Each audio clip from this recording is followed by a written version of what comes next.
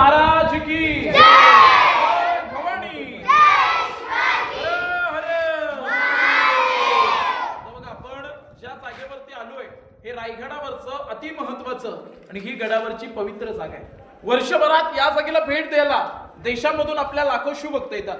पण इथे आलो की आपल्याला अभिमान वाटतो, उत्साह होतो आणि इथली ही धूळ माती उचलून लोक अभिमानाने मोठ्या उत्साहाने कपाळी लावतात. कारण या जागेवर छत्रपती शिवरायांचा राज्याभिषेकाचा सोहळा पार पडला.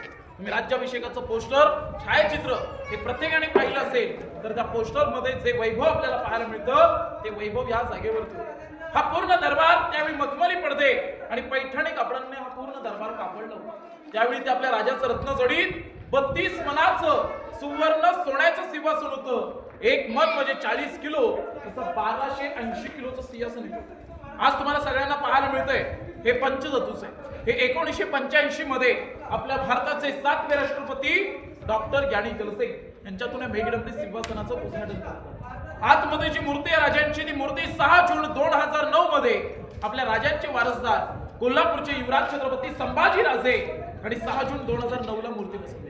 पण सिंहासनाच्या गादीपासून नगारखान्यापर्यंत हे मध्ये अंतरी 250 फुटाचे. शिवकाळामध्ये तिथे लाऊड स्पीकर नव्हते, माईक नव्हते. सिंहासनामध्ये राजे बोलले की आवाज 6000 मावळ्यांना यायचा. पण इथे एक जरी व्यक्ती आहे हा कुजबुज करत असेल तर कुजबुज केलेला आवाज पण सिंहासनात जायचा. हे इकोसिस्टम होतं, वास्तुशास्त्र, याला ध्वनी चमत्कार म्हणतात.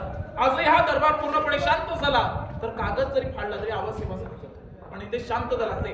आता जास्त पब्लिक असल्यामुळे प्रत्यक्षात आपण अनुभवलं नाही. पण इथे शिवरायांचा राज्याभिषेक होता. ती दिनांक होती 6 जून 1674. आपले राजे छत्रपती होतील आणि तो नेत्रदीप सोहळा, तो आनंददायी सोहळा होता आणि तो पाहण्यासाठी 6000 मावळे या दरबारात असतो. तिथे येणारा व्यक्ती म्हणजे रुबाबदार, अगदी डोक्यावर भगवा फेटा आणि कमरेत त्यांच्या भगवे सेले, पिळदार मिशा असणारे मावळे मिशीला पीळ देत होते आणि शिवरायांचं आगमन होईल. प्रत्येक सरदार, प्रत्येक मावळा होता नगारखान्यामधून शिवरायांचं आगमन होणार होतं. 6000 मावळ्यांनी दरबार गच्च भरला होता. याच रस्त्याच्या दोन्ही बाजूने हातात भाले घेऊन सरदार मंडळी उभी होती. सिंहासनाच्या उजवीकडे राष्ट्रमाता राजमाता जिजाऊ मासाहेब उपस्थित होत्या.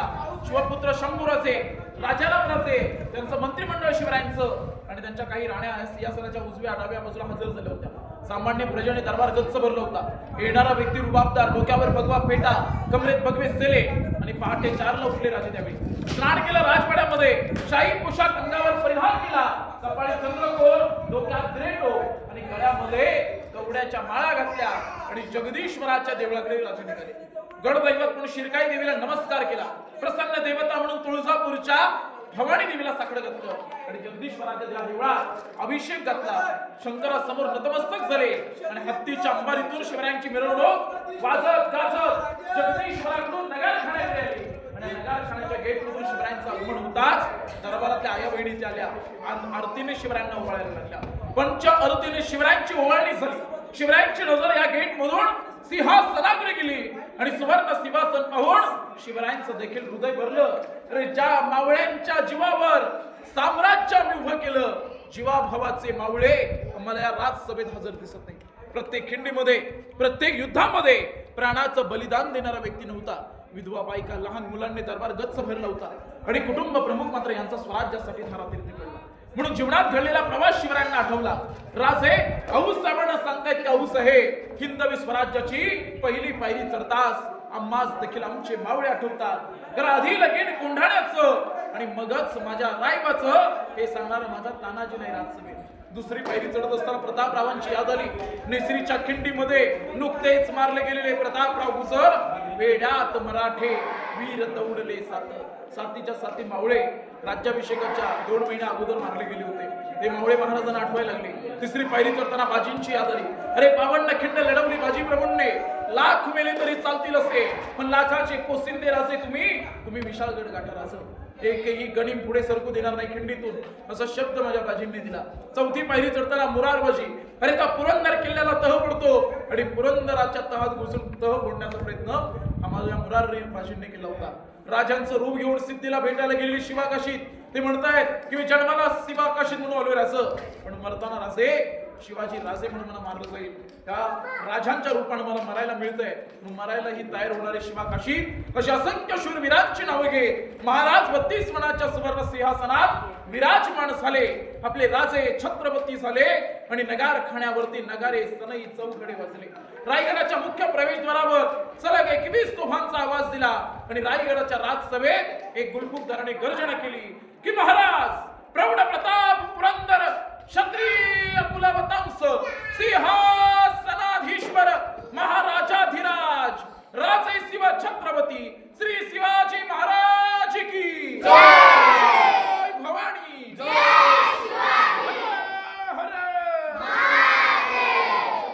अशा घोषणा होत हा शिवराज्याभिषेक सोहळा पार पडला आणि येणाऱ्या प्रजेचं स्वागत व्हायला. राज्याभिषेक आपले राजे छत्रपती होणार म्हणून डच, पोर्तुगीज, इंग्रज हे सगळी लोक या राजसभेत येणार होती. येणाऱ्या लोकांच्या स्वागताला गेटच्या बाहेर हत्ती आणि घोडे उभे केले होते. पण राज्याभिषेकाला गडावर इंग्रज आला होता. इंग्रज उंच, इंग्रज दिफाट होता आणि किल्ला चढताना इंग्रज थकला, इंग्रजाची दमछाक झाली आणि रायगडाच्या राजसभेमध्ये जाताना इंग्रजाला हत्ती पाहायला मिळाले. हत्ती पाहून इंग्रज आश्चर्यचकित झाला. अरे मी 2 पायचा माणूस, हा किल्ला चढताना थकलो, माझी दमछाक झाली आणि हा 4 पायचा बलाढ्य प्राणी हत्ती हा रायगडावर आला कसा? हत्ती येणं शक्य नव्हतं. राजे फार ग्रेट होते, बुद्धीने चालाक होते, हत्ती येणं शक्य नव्हतं. आपल्या राजाने राजधानीवर हत्ती आणावे लागले आणि ते हत्ती लहान असताना आणले आणि गडावर हत्तीला मोठे केले. म्हणजे पालन पोषण रायगडावरती गेलं होतं हत्तीचं. हत्ती मोठा येणं शक्य नव्हतं हे राजाला अगोदरच माहित होतं. म्हणजे लहानापासून मोठं होईल, मोठ्यापासून लहान करून आणता येणार नाही म्हणून रायगडाची कामं चालू असताना हत्तीची लहान लहान पिल्लं आणलीत आणि रायगडाच्या भूमीत त्या हत्तीनं मोठं केलं. ही दूरदृष्टी होती, हे विचार होते राजांचे. ते इंग्रजाला काय करणार? तो इंग्रजी राजसभेमध्ये राजांपुढे झुकला आणि म्हणून म्हणतात झुकल्या वाकल्या गर्विष्ठ माना याच शिवमंदिरी. इंग्रजांसारखी लोकही शिवरायांपुढे झुकली होती. हा नगारखान्याचा गेट आहे, 52 फूट हाईट आहे या गेटची. लांबून पाहिल्यानंतर गेट ऑफ इंडिया दिसतो, पण इंग्रजांनी याचं स्केच केलं आणि मुंबईमध्ये जाऊन पुढे गेट ऑफ इंडियाची निर्मिती झाली. या गेटवर जाण्यासाठी इथून पायऱ्या होत्या पूर्वी, 32 पायऱ्यांचा रस्ता गेट वरती जातो. वरती नगारे वाजले, गडाचे सगळे गेट बंद व्हायचे आणि ही जी मोकळी जागा होती चौकीदारांना उभं राहिलं. इकडे दरबारामध्ये जाण्याचं हे मेन एंट्रन्स. आपण रोपणी पाठीमागून आलो, गड चढून आलो की आपण या गेटमधून आतमध्ये येतो. आतमध्ये जाताना प्रत्येक व्यक्तीची चौकशी व्हायची, कोणत्या कामानिमित्ताने आतमध्ये जातोय. त्या प्रत्येक जाणाऱ्या व्यक्तीची चेक करून त्याला सोडलं जायचं. आणि इथे एक चौकी होती आणि त्या चौकीदाराने उभं राहायला दोन्ही बाजूला जागा दिलेली आहे. इथे लाकडी गेट होता, हे उभं राहिलेले गेटचे.